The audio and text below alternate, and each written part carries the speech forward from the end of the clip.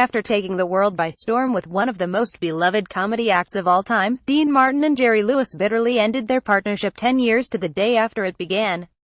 The two men, different in almost every way except maybe stubbornness, refused to speak to each other for 20 years, until their mutual friend Frank Sinatra surprised them with a forced and uncomfortable on-stage reunion in 1976. It would take another 10 years after that before they were able to establish a more lasting reconciliation, which they maintained until Martin's death in 1995. When Lewis, who died Sunday at the age of 91, first teamed up with Martin in 1946, their act skyrocketed to fame at a rate the world had never seen before. Fueled in part by a boom in mass media, along with the country's post-war desire for more lighthearted entertainment, Martin and Lewis became the kings of comedy on stage, television and in motion pictures. Lewis, a skinny, goofball, slapstick comedian, was immediately taken by the cool, handsome crooner when he first saw him perform at the Glass Hat nightclub in New York City. Lewis was performing a lip-syncing routine at the time, and when he found himself on the same bill as Martin again at the Havana Madrid nightclub in 1946, he made a point of introducing himself. The duo began fooling around with bits at the club after hours, and later, when a singer dropped out of a set at the 500 Club in Atlantic City, Lewis convinced the owner to hire Martin. They performed their first act together that night, using the same routines they had practiced earlier at the Havana Madrid. The performance was a smash success and formed the basis of what would become Martin and Lewis.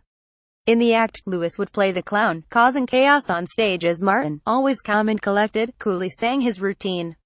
Lewis would later describe the dynamic as sexy and slapstick. He told People in 1995, "I don't think we would have ever been heard of without the other." When Jerry and Dean started, it was like an explosion, singer Steve Lawrence told People.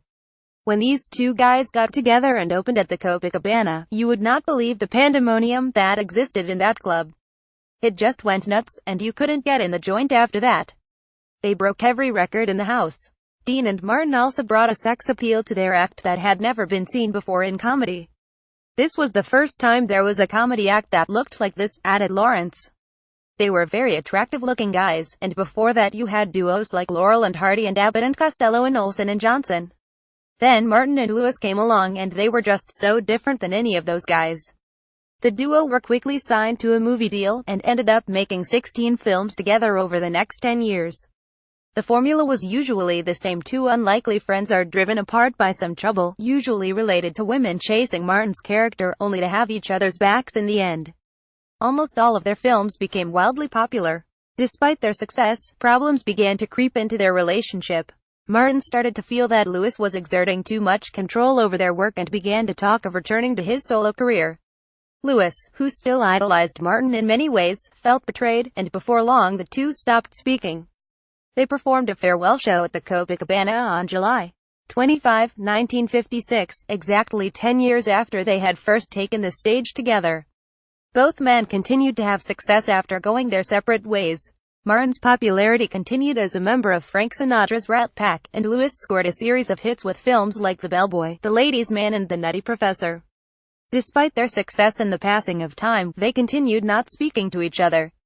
The first attempt at reconciliation came during Lewis' 1976 telethon fundraiser for muscular dystrophy. Facilitated by Sinatra, the surprise on-air reunion was awkward to watch. "I don't think it's in the cards," Lewis told People of another possible reunion in 1983. "Our lifestyles and careers are separate and apart. But if you told me he was outside right now, it would be a joy to jump on his neck."